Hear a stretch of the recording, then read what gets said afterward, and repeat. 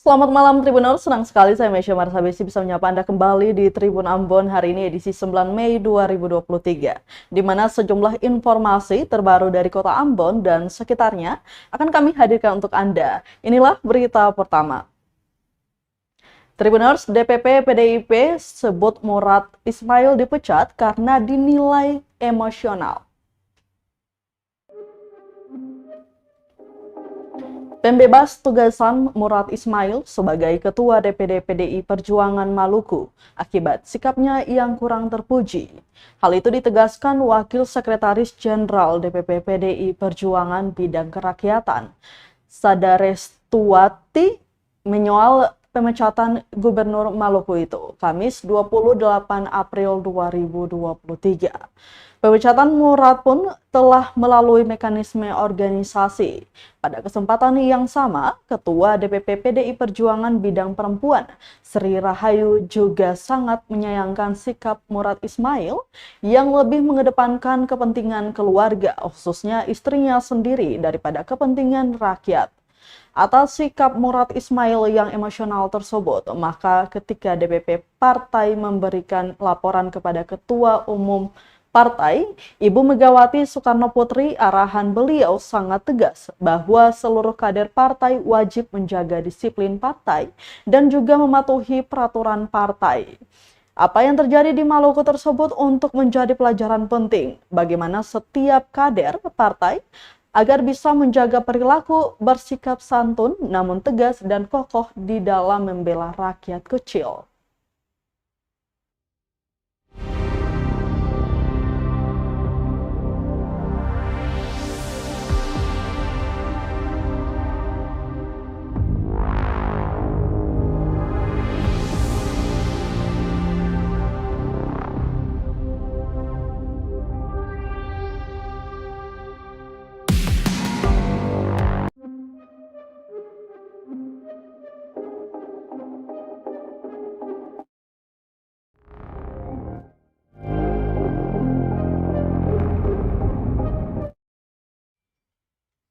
Sudah resmi Tribuners, Ben Hur Watubun dipilih jadi Ketua DPD PDI Perjuangan Maluku, Mercy Barens jadi sekretaris.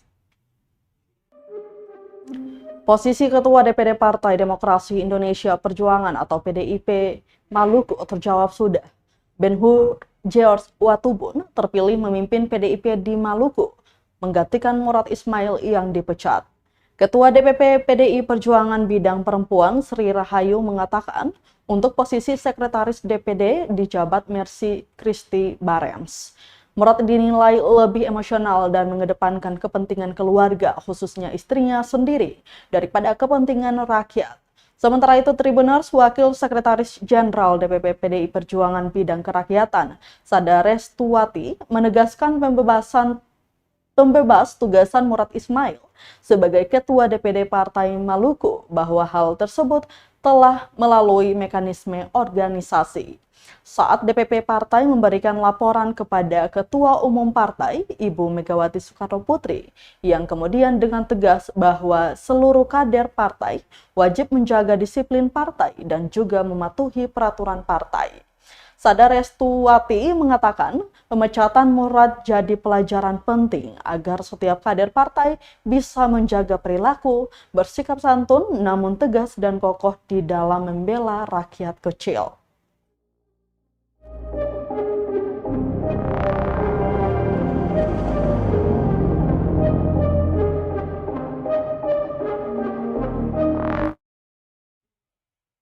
Kita ke berita lainnya terkait dengan menjelang pemilu 2024, Tribuners, hari ke-9 pembukaan pendaftaran Bacalek di KPU Maluku, sudah ada 6 pendaftar.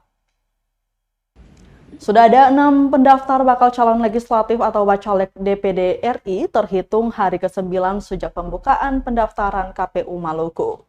Ke-6 pendaftar itu diawali oleh Ana Latukonsina pada 4 Mei 2023, diikuti Mirati Dewaningsi dan Bisri Asidik Latukonsina pada 5 Mei 2023.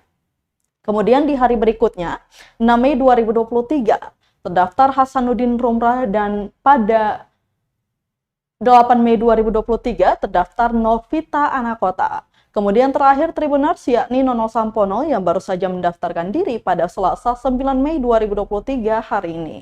Sementara itu untuk partai politik atau parpol sejauh ini baru satu pendaftar, yakni dari Dewan Pimpinan Wilayah atau DPW Partai Keadilan Sejahtera atau PKS Provinsi Maluku yang baru saja mendaftarkan bacaleknya pada Senin 8 Mei 2023 kemarin. KPU Provinsi Maluku telah membuka pendaftaran pengajuan bakal calon anggota legislatif atau bacalek DPD dan DPRD Provinsi Maluku untuk pemilu 2024. Proses tersebut bakal berlangsung selama 14 hari terhitung dari 1 hingga 14 Mei 2023.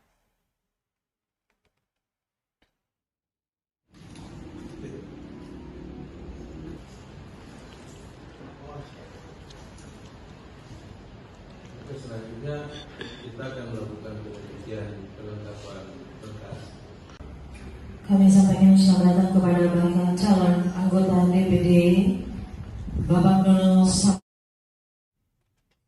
Masih soal menjelang pemilu 2024, Tribuners, antisipasi kekurangan berkas KPU SBB sarankan partai politik ajukan bacalek lebih awal.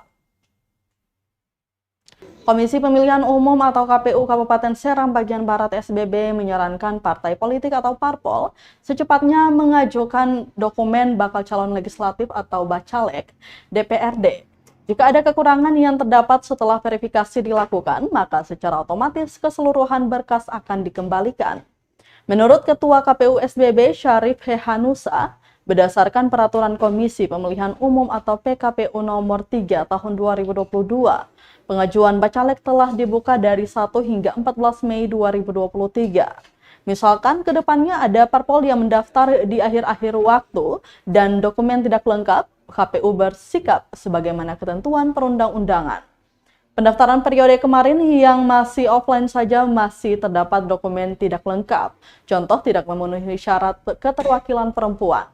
Terus formulir-formulir atau mungkin persetujuan dari DPP terhadap bacalek belum ada, yang pastinya akan menjadi persoalan.